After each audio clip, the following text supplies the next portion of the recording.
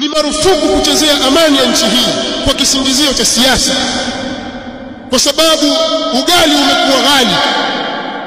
Kwa hiyo tuko tayari kufa kwa sababu bei ya unga imepanda. Huu ni ujinga usiohimilika. Leo kuna nchi ngapi zimeingia kwenye matatizo kwa lugha kama hizo? Miaka 30 sasa hakuna utulivu katika nchi hizo. Watu wa nchi hizo wanatamani kurudi katika nchi zao, hawawezi. Kila siku wao ni wageni kwenye nchi za watu. Tuna mifano hiyo. Libya, kwa sababu ya kutumika mamluki, walikuwa wana kila kitu katika maisha ya kilimwengu. Huduma za kijamii ziko sawa, eti kwa madai kwamba hatuna uhuru, hakuna demokrasi, hakuna hivi. Kwa hiyo lazima Gaddafi aondoke. Nchi za magharibi ziliwasaidia, wakapigana na serikali, wakamtoa Gaddafi madarakani, wakamuua. Hebu niambieni, wamepata walichokitaka au leo wanajuta? Wallahi wanajuta kwa walioyafanya.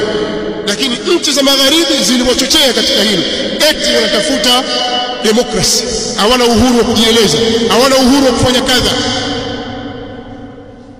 Leo wanajuta, wanauana, vikundi ndivyo vitawala, vimeshika dola, hakuna amani. Sasa tutakafishi katika hali hiyo? Tuna nchi jirani zetu sisi wanaishi katika hali hiyo miaka karibu 30 leo. Kuna watu wamezaliwa wana umri wa miaka 25 hawajui amani ni nini. Leo anakuja mtu kuchezea tu hivyo. Nchi hii kupindua bwana. Wewe huogopi damu za watu? Waislamu tusikubali ujinga huu.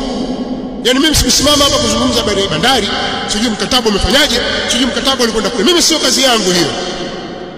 Lakini kuna al-khatul ahmar, mstari mwekundu, utakiwi kuugusa mstari huu, nao ni wa amani. Jambo lolote ambalo linachochea uvunjifu wa amani, marufuku. Waislamu wasikubali jambo hili, wasimame kwa pamoja katika kulilinda jambo hili. Bali hata wasiokuwa Waislamu ambao hawakubaliani na mambo haya, tusiangalie mambo ya uvyama. Sisi tu katika vyama